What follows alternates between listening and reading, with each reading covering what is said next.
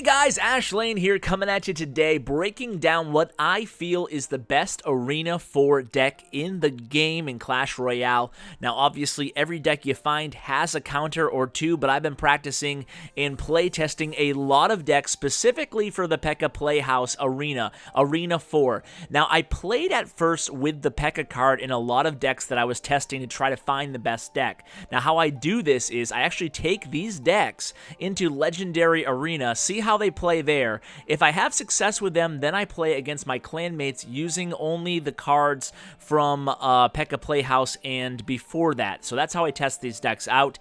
And like I said, I was trying the Pekka in these decks, just couldn't get a great deck with the Pekka using only these cards before that. I think the Pekka is more powerful in later arenas, just my own opinion. So what I'm doing is playing the Minions in the Minion Horde along with the Hog and the Hidden Tesla from the Arena 4, along with other cards. You can see here the deck. I also have the Bomber in the deck for some splash damage, the Arrows and Barbarians, and the free spell, of course, from Arena 4. I love this deck. We're going to review 3 replays today, 2 against clanmates so that the level of the cards are standardized, and then 1 against a level 10 out in the wild in matchmaking. So we're going to discuss the strengths of this deck and why I love it so much as we cover these 3 replays.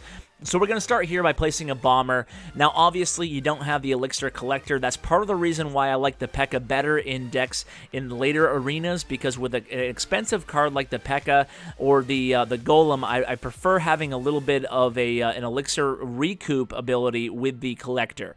So the idea behind this deck is you have a lot of defensive flexibility, right? You have the Minions in the Minion Horde can pretty much defend against anything, and you have the distracting unit right here in the Hidden Tesla. So when playing the Hidden Tesla, 9 times out of 10, you're going to play it right there or 1 square above that. That's going to be the perfect distracting spot for the Hidden Tesla to distract units, defensive targeting units especially, in either of the lanes. So that's a perfect usage of the Hidden Tesla. That's why it's one of the most important cards in your deck. Now, offensively speaking, this deck is built around the Hog-Freeze combination. A very, very effective combination. But the thing is, you don't necessarily want to bust out the Hog-Freeze right off the bat.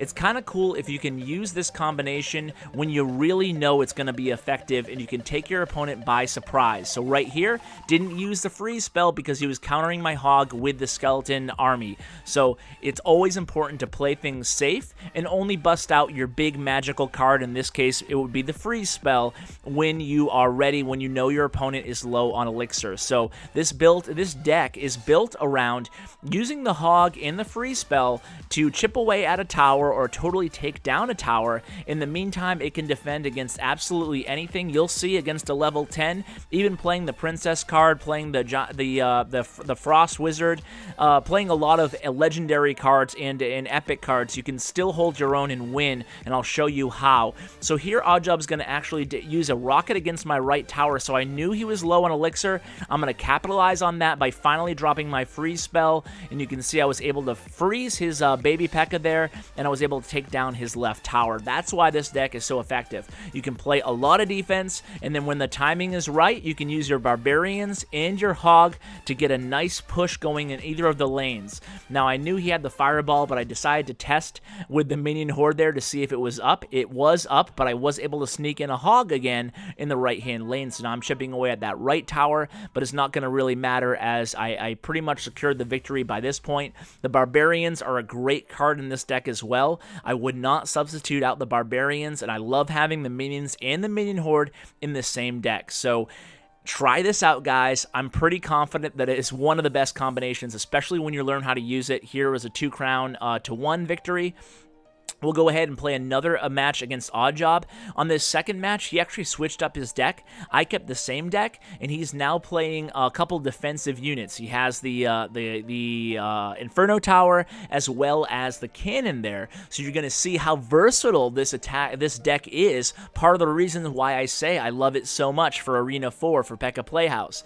So you're going to see again here, my starting hand, I don't have the Hog. I'm going to play the Barbarians. When you play the Barbarians, to start start a match, it's always a good idea, in my opinion, to place them right smack dab in the center there below your king tower. And then they split up, and that leaves Oddjob having to guess which direction to defend from. It allows me as the attacker or the defender to pick my lane and play from a position of power, and I still have a lot of elixir because I played it so early on.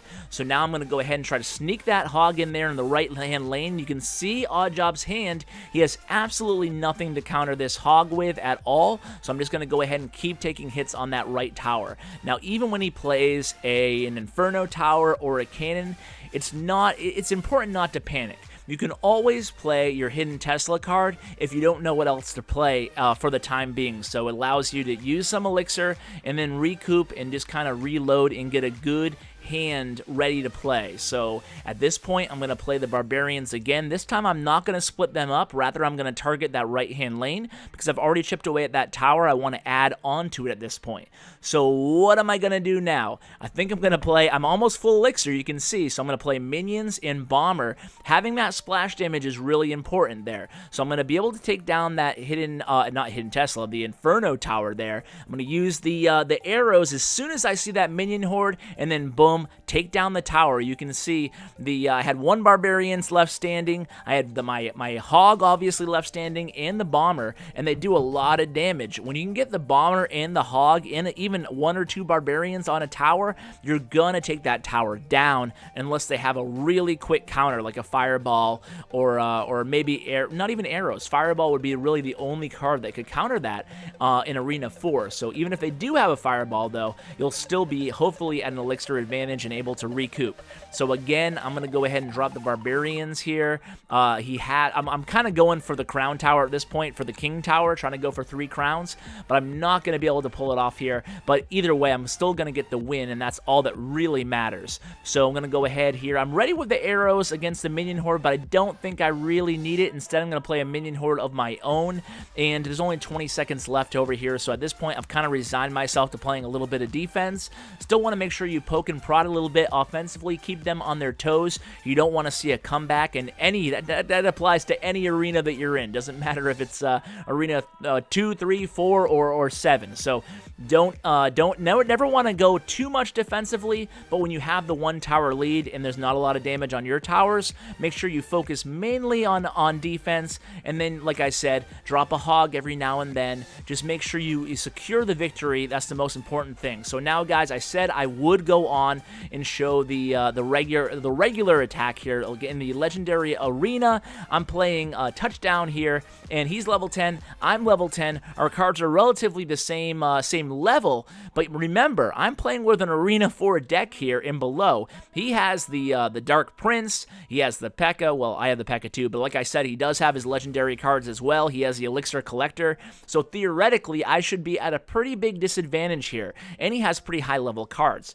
So what am I going to do? I'm not going to panic. I'm going to play things defensively. I want to make sure I let the battle come to me, and then I'll go ahead and transition good defenses into an offense using that freeze spell as needed, especially in combination with my Hog. That's the whole idea here on offense. You want to really get the bang for your buck out of that Hog and the freeze spell, but like I said earlier, you don't want to use it just willy-nilly right off the bat. Want to make sure you use it at the perfect opportune time.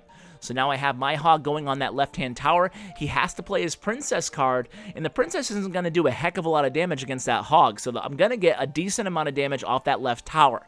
Now, I know he has the legendary cards. I know he has a pretty good deck. So at this point, and I know he's over 3,000 cups, so he's a pretty good player. So at this point, I'm resigned in my head, and you should do this when you know you're the underdog, even though I'm not technically the underdog level-wise. What you should do is you should try to play for the 1 tower win, 1 tower victory. You don't need to try to 3-star. You don't need to try to be super aggressive here. He just uses arrows, so I'm going to play my Minion Horde. I know his arrows aren't up, so the Minion Horde is going to easily take down that Pekka. Not a big deal. Now, at this point, I'm not going to play anything against that Frost Wizard because, guess what? It's only going to take 2 shots from my tower to kill him. So you always want to be smart with your elixir. That's obviously another key that applies to no matter what arena you're in. So again here, I'm going to sit back, let the battle come to me. He plays the Elixir Collector. I know I'm going to be at a little disadvantage now. I play the Tesla, and then I try to sneak that Hog in there. Now, I have a freeze of my own, so I'm going to freeze his Dark Prince and his tower, allowing my Hog to get hopefully 1 or 2 shots in there. Again, just chipping away at that tower. So he gets 2 hits in, pretty good there. I'm going to play a Bomber on defense, and now I'm going to have to play a Minion Horde again. He does have arrows up, but not quickly enough on the Elixir recoup, so I'm able to take down his Pekka there, and now he only has the Dark Prince against my Barbarian. Not the end of the world. I have a lot of Elixir at this point, so check me out compared to him. He has no Elixir. I have a lot. I know if I can just pull off a successful defense here against this Frost Wizard and the Princess, then I can turn this into a good offense on the left-hand lane. So another Dark Prince comes at me. I know he's low on Elixir at this point. I have my Hog at that tower. I have my freeze spell ready. I froze the tower and the mini Pekka. He says, well played. I say thank you, or do I not? Yes, I do. And I pull off the victory. So guys, I hope you enjoyed this deck. I'll go ahead and go to the card selection screen. So if you guys want to copy it, if you're just getting to Arena 4 and you don't have the free spell yet, you can go ahead and put in just an air targeting ground troop. So Spirit Goblins or Archers until you get that spell, or Rage spell if you have it. And you should be pretty good. So guys, thanks so much for watching. Good luck. And as always, take care.